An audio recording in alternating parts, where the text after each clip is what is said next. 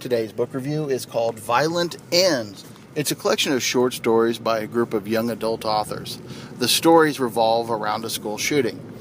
When I picked this book up over the summer to read, at first I couldn't really find anything. I was looking for something. I was trying to find something different. Wanted to find something new. Looking around. Just nothing on my wish list was available at the library for download. And I don't know. I was just kind of looking for something different.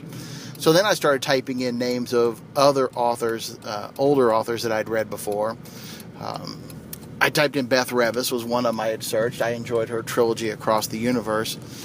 When I saw this book pop up with her name on it, at first I was like, I don't know, a book about a school shooting that, a little close to home, right? I didn't think it'd be anything I'd really want to be reading.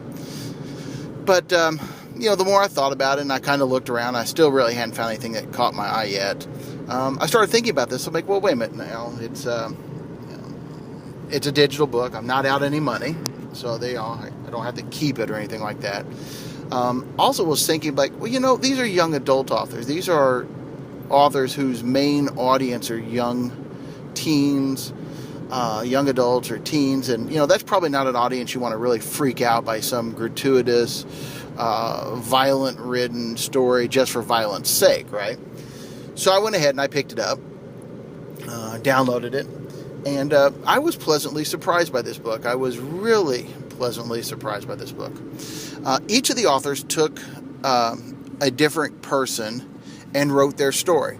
These people recount their connection, I guess, to the shooting. Each of the story talks about how they reacted to what has happened. Interestingly, that the book never really talks about the shooting itself. None of the stories really deal with the actual shooting. You hear details, you hear pieces, you get some information on it, but there was no the story from the shooter's perspective or anything like that. So I really appreciated that. But the stories all recounted how people reacted. What was their connection to the event? What did they think about what had happened? How were they processing what happened? And the more I thought about it, I thought this was a really good look at how young adults would probably process this event, an event like this. Because at first it was, what did I miss?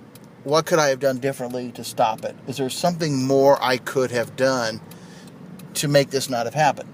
And I think that's a very natural emotion for a lot of people, whether they were directly connected to this or not.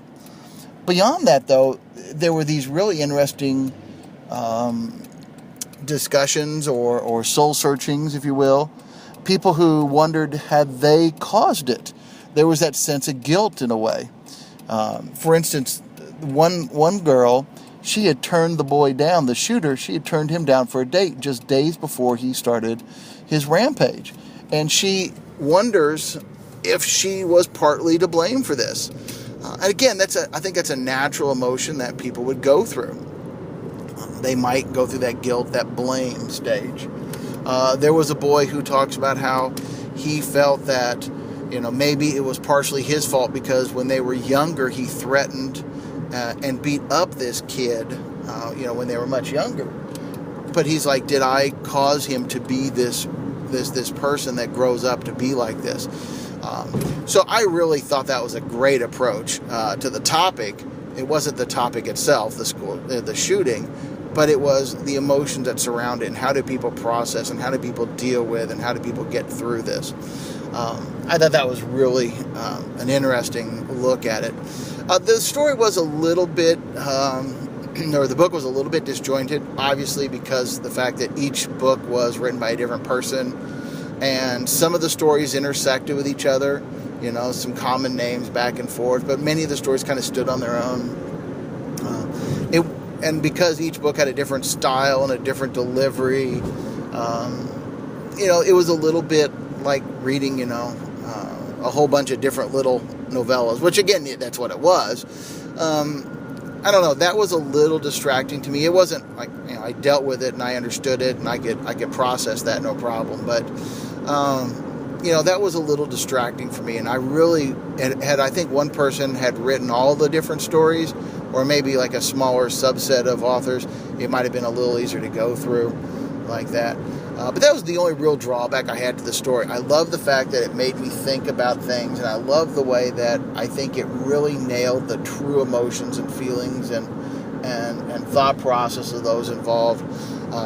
The book was really well done. It was creative. It was put together well, and it took a great approach to a topic that was rather sensitive. I have to put it on my 4th bookshelf. It's thought-provoking. It's meaningful, and it was just good.